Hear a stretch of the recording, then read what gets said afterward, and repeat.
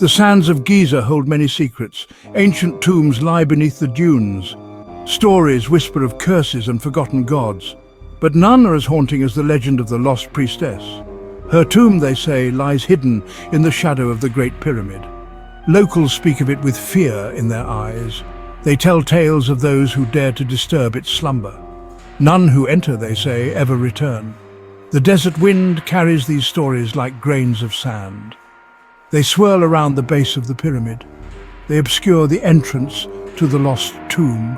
For centuries, the sands have guarded the priestess's secrets, but some mysteries are too tempting to resist.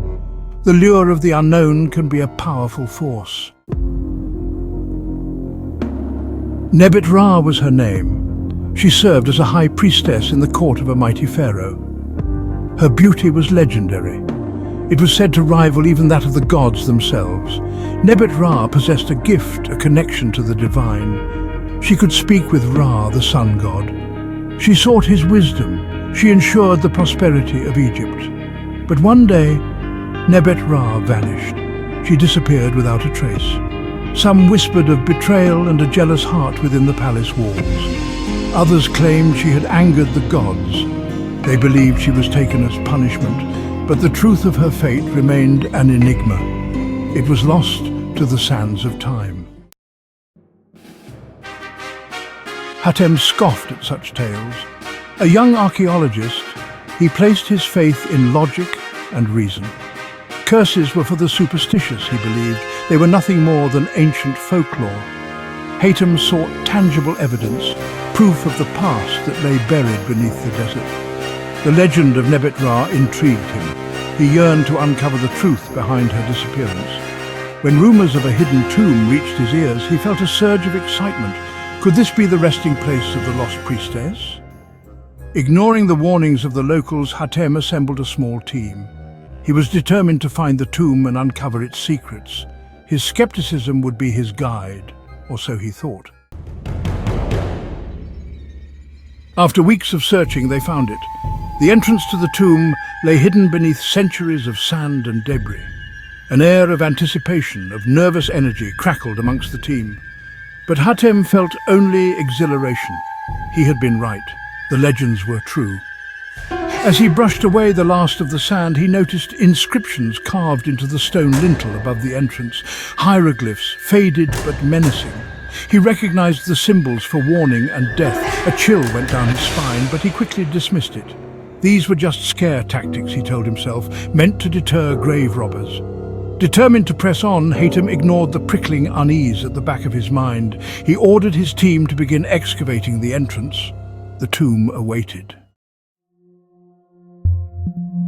The air within the tomb was heavy, stagnant. It felt ancient, undisturbed. Torches flickered, casting dancing shadows on the walls. The corridor stretched before them, seemingly endless. The only sound was the echo of their own footsteps. As they ventured deeper into the tomb, the silence became oppressive. It pressed in on them, amplifying every rustle and sigh. Hatem began to notice the riddles. Inscribed on the walls, they seemed to shift and change in the flickering torchlight. He struggled to decipher their meaning, his excitement turning to frustration. The hieroglyphs spoke of trials and tests, of a guardian who protected the priestess's soul. He dismissed them as elaborate puzzles meant to challenge those who dared to enter. He had come this far, he would not be deterred. Finally, they reached it, the burial chamber. It lay at the end of the seemingly endless corridor. A sense of awe and trepidation filled Hatem.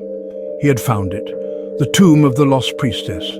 At the center of the room stood a sarcophagus, its surface unblemished by time, and before it, resting on a pedestal, lay a golden mirror, its surface polished to a blinding sheen. Intrigued, Hatem approached the mirror, drawn to its captivating glow.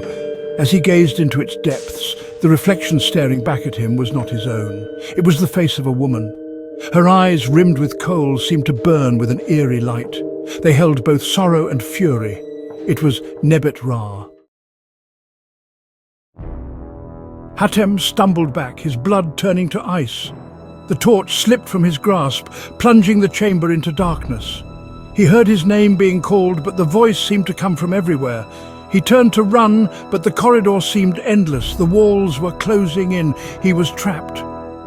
The next morning, Hatem's team emerged from the tomb. Their faces were pale with terror. They abandoned the excavation, leaving the tomb to its ancient slumber.